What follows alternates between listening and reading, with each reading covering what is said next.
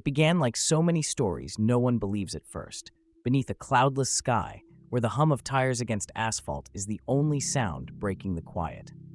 On a nondescript stretch of the A3 motorway, just outside Surrey, the night of December 11th, 2002, took a turn into the surreal. Around 7:20 p.m., panicked calls lit up the emergency lines. Multiple drivers claimed to have witnessed a violent accident. A silver Vauxhall Astra veered off the road and flipped into the dense trees beside the motorway. One witness even said they saw the car's headlights vanish midair. But when first responders arrived, what they found wasn't chaos. It was silence. No skid marks, no broken guardrails, no oil on the pavement, nothing to prove anything had happened.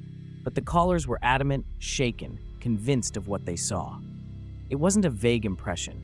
It was vivid, real, too real to ignore. The police, though skeptical, knew better than to dismiss so many identical reports. They expanded the search radius, combing the roadside inch by inch. Hours passed. The world moved on. But at 12:30 a.m., 5 hours after the supposed crash, they made a discovery that defied logic. A silver Vauxhall Astra was located down a steep embankment, hidden beneath layers of overgrowth. The car was overturned and badly damaged, like it had been there for months. And inside was the driver, still strapped to the seat. But the scene didn't add up. There were no fresh tire marks, no recent soil disturbances. And when forensics arrived, they delivered the most chilling detail. The man hadn't died that night. He had been dead for 5 months. Official records confirmed the car had been reported missing in July. Somehow, what drivers saw that December night wasn't an accident. It was a replay of one. After that, the A3 near Burpham changed. Drivers began reporting strange experiences, sudden temperature drops inside their vehicles, static erupting from radios without warning, and the most unsettling of all, the feeling that they weren't alone. Some swore they caught glimpses of movement in their rearview mirrors. A dark figure seated in the back seat, silent and motionless. When they turned around, the seat was empty. One man, a lorry driver named Darren, said he nearly veered off the road after spotting what he described as a man with lifeless eyes and a bent neck sitting directly behind him. The face was pale, gaunt, the stare unblinking, and yet no one else was there. That detail, the twisted neck, became a terrifying common thread across several reports. A posture impossible for a living person to maintain, but entirely fitting for someone who had never left the wreckage. What fuels the unease is how specific the sightings are. This isn't a vague presence or blurry shadow in the fog. Witnesses describe the same man, the same features, the same impossible neck, and always he appears at the same stretch of road. Paranormal researchers who later examined the site suggested that certain traumatic events might burn into a place, replaying like broken film reels. But others whisper a darker possibility, that this isn't a replay, but a restless echo. A soul that doesn't know it's gone, reliving its final moments again and again. Whatever the truth may be, one fact remains.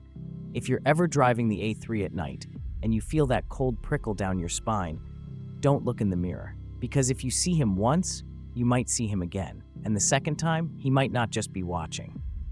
There's a stretch of road buried in the woods of New Jersey that even locals refuse to speak about after sunset. Clinton Road, a narrow, winding 10-mile path through the Pine Barrens, is more than just asphalt. It's a place frozen between worlds, where every tree leans a little too close and every shadow stays a little too long. Over the years, it's become infamous, not just for its eerie silence or abandoned structures, but for the stories. The kind people whisper, not because they're superstitious, but because too many of them have lived it. For decades, drivers have reported hearing whispers, not random sounds, but their own names, softly spoken from the woods as they drive past. Children's voices, delicate and deliberate, and they always come when the windows are down and the road is empty. Locals say the woods aren't empty at all, and worse, they remember. The most infamous encounter happened in 1983. A couple, Thomas and Mary, were driving late at night when they decided to stop near a small, crumbling bridge now known as Ghost Boy Bridge. There's a local legend. If you toss a coin into the water below, a child's spirit returns it. Thomas, amused, flicked a quarter into the darkness. It vanished with a soft plunk. Then came the sound, a delicate splash, not from the riverbed, but from right behind them. As they turned, the coin rolled to a stop at Thomas's feet, resting on the very edge of the bridge railing. Mary screamed. Thomas picked it up. He laughed nervously, but the coin was warm, like it had been in someone's palm. 1 week later, Thomas was gone. His car erupted in flames while parked, engine cold, key still in his pocket. Investigators couldn't explain it. No faulty wiring, no fuel leaks, nothing. But everyone in town knew what it was. Since that night, people avoid Clinton Road after dark like it's cursed ground. And it might be, because what happens there doesn't follow rules. Radios die for no reason, compasses spin erratically, and the moment the trees close in, something changes. Drivers report headlights appearing behind them out of nowhere, speeding toward them, and then vanishing without ever passing. Others say they've seen figures standing motionless at the tree line, facing the road, just watching. Always watching. But the most unnerving detail is what people hear. The whispers. They don't always come from the woods. Sometimes they're inside the car, low, breathy, and they speak names the driver never told anyone. Paranormal investigators have spent nights trying to map the energy of Clinton Road, claiming it's one of the most active supernatural hotspots in the country. But no instruments ever pick up what matters: the feeling. The way your chest tightens as the headlights cut through mist that wasn't there a moment ago. The way your ears strain, trying to tell whether that sound came from the trees or the backseat. And that bridge, Ghost Boy Bridge, is still there, covered in moss and half forgotten, but if you know the legend, you'll know where to stop. Some thrill seekers still try the coin game, tossing spare change into the water, daring the unknown. Most leave empty-handed, but the unlucky ones? They find the coin on their windshield the next morning. Cold, wet, and placed perfectly in the center. They don't talk about what comes after, because Clinton Road doesn't take kindly to being mocked, and when it whispers your name, it wants you to listen. There's a stretch of highway carved between São Paulo and Curitiba that most people know as the BR-116. It cuts through mountains, fog banks, and endless dark curves, but it's not the terrain that frightens drivers. It's her. She's known simply as a Mulher da Estrada, and she's not a ghost you'll find on postcards or souvenir mugs. She doesn't haunt with screams or chains. She appears in silence, and only when you're alone. It starts the same way every time. A lone driver, usually late at night, sees a woman in white standing still at the edge of the road. She never waves. She doesn't cry. She just stands there as if waiting for something or someone. And then, just when you think you've passed her, she's there again, in the middle of the lane. No sound. No time to react. You slam the brakes, but there's no impact. Just emptiness. And the certainty that you've seen something you shouldn't have. One of the most chilling encounters came from a seasoned truck driver named Elias, a man who had driven that stretch of road for over a decade without incident. But that changed on a cold, misty dawn. Elias was hauling cargo through the mountains when he noticed her, a young woman, pale, dressed in white, standing on the shoulder of the road near a steep viaduct. He slowed, confused, thinking she needed help. But the moment his headlights lit her face, she was gone. In her place, a silence that somehow felt heavier than noise. He chalked it up to exhaustion and pushed forward. But just a few kilometers ahead, near a high concrete overpass, Elias's headlights caught something else.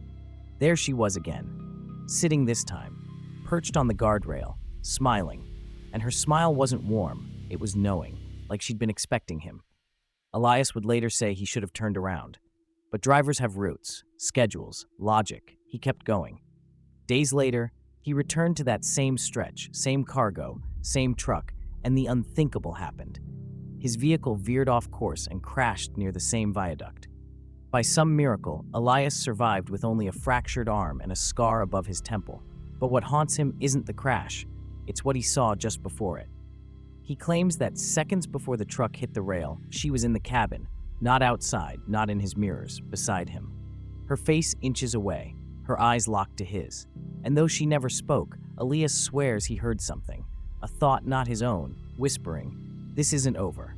He still drives the BR-116 to this day, but never alone, never at night, and never without looking in the passenger seat. The legend has since taken root.